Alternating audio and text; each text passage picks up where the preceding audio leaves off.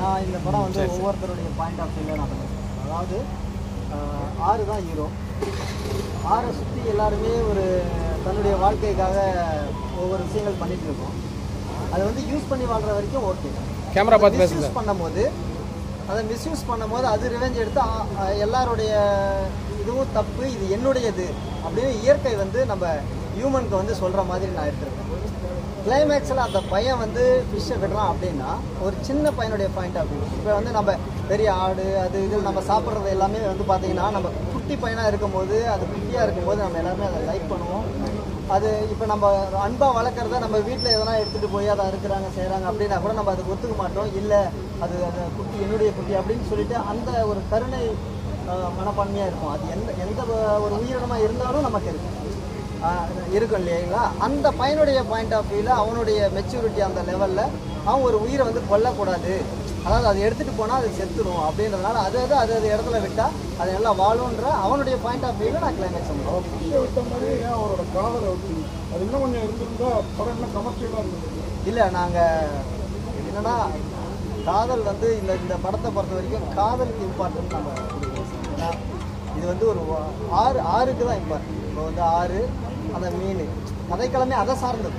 இப்போ நான் love base பண்ணி இந்த கண்டென்ட்டை கொண்டு போயிருந்தேன் அப்படின்னா அவங்களுக்குள்ள லவ்வில் என்ன பிரச்சனைகள், அவங்க அதை தாண்டி எப்படி வந்தாங்க, அதுக்கப்புறம் அதில் முறியடித்து எப்படி அவங்க சக்ஸஸ்ஃபுல் ஆனாங்க, இல்லை அதுக்கு பலியானாங்களோ அந்த மாதிரி நான் கொண்டு போயிருந்தேன். பட் இது ஆறு ஊர் அந்த கண்டென்ட்ன்றதுனால அந்த 2 பேருக்கான கதைக்களத்தை மட்டும் நான் இம்பார்ட்டண்ட்டாக காட்டணும்னு நினச்சேன். அதை தான் நான் பண்ணியிருக்கேன்.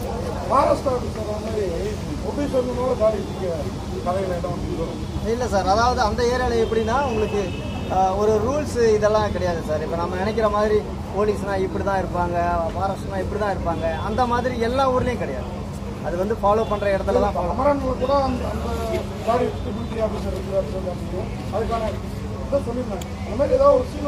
இருக்கே சார். இப்போ ஃபர்ஸ்ட்லேயே இருக்கும் அவர் வந்து ஒய்ஃப் கன்சீவாக இருக்காங்க, அதுக்காக அவர் தாடி விட்டுட்டு இருக்காரு.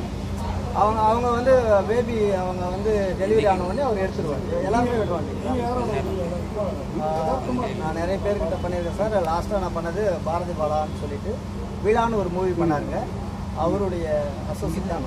உங்களுக்கு அந்த ஊர் தான் நேட்டிவ் அந்த ஊர் தான் சார், என்னுடைய ஊர். பொதுவாக மீன் சார்ந்த கதைகள்லாம் பார்த்தீங்கன்னா கடல் சார்ந்ததாக இருக்கும். ஆனால் நீங்கள் கடலே காட்டாமல் நீங்கள் வந்து அது இல்லை, அதுதான் சார் எனக்கு தோணுச்சு எனக்கு வித்தியாசமாக தெரிஞ்சது அதுதான். ஏன்னா நிறைய கடல் சார்ந்த படங்கள் நிறைய வந்துருக்கு. ஆனால் நமக்கு வந்து பார்த்திங்கன்னா இந்த ரிவரை பற்றி எந்த ஒரு படத்துலையும் எனக்கு தெரிஞ்சு சொன்னதில்லை. நான் பார்த்ததில்லை. எனக்கு அந்த ஊருக்கு போகும்போது புதுசாக இருந்தது. எங்கள் ஊர்லேருந்து ஒரு 20 கிலோமீட்டர் டிஃப்ரெண்ட்டில் இருக்கும் அந்த ஊர். கொரோனா டைமில் நாங்கள் வந்து போனோம். அந்த ஊருக்கு போகும்போது அங்கே இருக்கிற பசங்க வந்து இப்படி ஒரு வாழ்வியல் இருக்குது அப்படின்னாங்க. எனக்கு எப்பயுமே அடிக்கடிக்கு நான் நிறைய ஊர் சுற்றிட்டே இருப்பேன். போய் புதுசாக இருந்தால் அங்கே போவேன், தங்குவேன், அங்கேயே பசங்களோட பழகுவேன், அங்கே கிடைக்கிறத சாப்பிட்டு அந்த மாதிரி இருக்கிறது எனக்கு ரொம்ப பிடிக்கும். அந்த மாதிரி அந்த ஊருக்கு போகும்போது தான் இப்படி ஒரு வாழ்வியலை நான் வித்தியாசமாக பார்த்தேன்.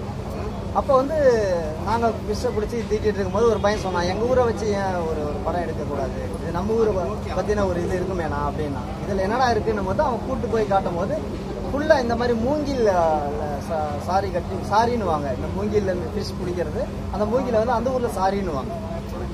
அந்த மெத்தடை காட்டினோடனே எனக்கு பயங்கர ஷாக்காக இருந்தது, கொஞ்சம் வித்தியாசமாக இருந்தது. இப்போ என்னுடைய கண்ணோட்டத்தில் எல்லாருமே அதை வித்தியாசமாக பார்ப்பாங்களே அப்படின்ற ஒரு நோக்கத்தில் தான் இதை பண்ணலாம்னு சொல்லிட்டு நாங்கள் பண்ணுவோம் சார். பொதுவாக அவார்டுக்குன்னு எடுத்த படங்கள் எதுவுமே வந்து பார்த்தீங்கன்னா தேட்ரிக்லாம் நல்லா ஓடாது. அப்படி இருக்கும்போது எந்த கான்ஃபிடன்ஸில் இப்போ தேட்ரிக்கில் இல்லை சார், இன்றைக்கி அதான் நான் ஃபஸ்ட்டே சொன்னேன். இன்றைக்கி வந்து நல்ல படங்களை நம்ம தமிழ் ரசிகர் மட்டும் இல்லை, உலகம் ஃபுல்லாக நல்ல படங்களை நல்லாவே ஓட வைக்கிறேன். அந்த ஒரு கான்ஃபிடென்ட்டு எங்களை இந்த மாதிரி படம் எடுக்க வச்சிருக்கு. ஆமாம் சார், இப்போ எல்லாமே அது லிஸ்ட்டில் இருக்குது சார். மெயினாக இப்போ உங்களுக்கு அந்தமானில் வாங்கியிருக்கீங்க. அதுக்கப்புறம் வந்து இதான் இந்த மாதிரி நிறைய இருக்குது. நான் 2 வருஷம் முன்னே நாங்கள் இல்லை சார், நமக்கு மேக்ஸிமம் ஃபுல்லாக வந்து நம்ம சார் தான் ஃபுல்லாக அப்ளை பண்ணாங்க. நான் ஓப்பனாக சொல்லப்போனால் நான் இந்த அவார்டு ஃபெஸ்டிவலு இதை பற்றிலாம் எனக்கு அந்த அளவுக்கு தெரியாது. ஓப்பனாக சொல்லப்போனால் அதுதான் எனக்கு அவார்ட் ஃபிலிம் பண்ணுறதுலே எனக்கு வந்து உடன்பாடு இல்லை. ஃபஸ்ட்டு எங்களுடைய பட்ஜெட் நாங்கள் புதுசாக ஒரு முயற்சி பண்ணும்போது இதுக்குள்ளே எடுக்கணும்னா அவார்ட் ஃபிலிம் பேசும்போது அவார்டுக்காக தான் எடுக்கப்பட்ட படம். ஆமாம், அதுக்கப்புறம் தான் அவார்டுக்காக இல்லை, அவார்டுக்கு விருப்பம் இல்லாமல் தான் சார் நான் ஃபஸ்ட்டு இருந்தேன்.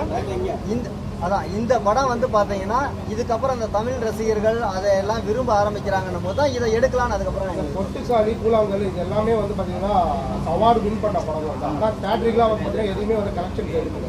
இருக்கும்போது நீங்கள் மீண்டும் மீண்டும் அதே பதிவு பண்ணிட்டீங்க.